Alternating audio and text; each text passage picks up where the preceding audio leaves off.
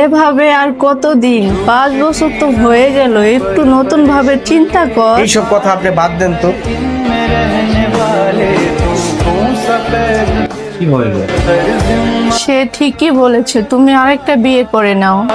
কি বলছো তুমি এইসব কথা? এইগুলা কেউ বলে? 5 বছর তো হয়ে গেল, আর কত? সেটা না, তার কথায় তুমি মনে কিছু নিও না। আসলে তার বয়স হয়েছে তো, তারা এক এক সময় এক একটা কিছু বলে।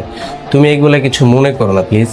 তার কথায় আমি কিছু মনে করিনি, আসলে তো তার তো কোনো দোষ নেই। আশেপাশের লোকজন থেকে আমি অনেক কথা শুনি। আমি চাই তুমি আরেকটা বিয়ে করো। এসব তুমি কি বলতেছো পাগলের মতো উল্টাপাল্টা কথা? এসব কথা বলার কোনো দরকার আছে তোমার? কেন নয়, অবশ্যই বলার দরকার আছে। আশেপাশের লোকে এই জিনিসটা অনেক খারাপ চোখে দেখে। মানুষ কি বললো না বললো আসলে সেটা কিন্তু দেখার বিষয় নয়।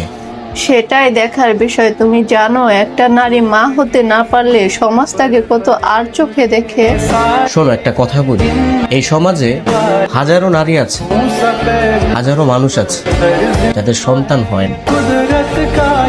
তারা কি করবে? সমাজ তাদেরকে কটূক্তি করবে, বাজে কথা বলবে। তার জন্য কি হাজবেন্ড ওয়াইফ আলাদা হয়ে যাবে? না।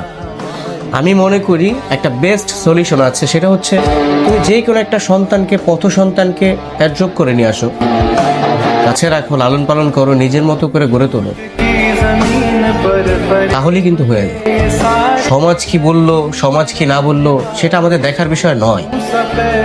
প্রকৃত ভালোবাসাটা হচ্ছে স্বামী স্ত্রী, যেটা পবিত্রভাবে আল্লাহ তাআলা নিজে বন্ধন লিখে দিয়েছে। আমার বাম পাজরের হাড় তুমি, আমি তোমার কিভাবে ছেড়ে রাখি? তুমি তো আমার সব।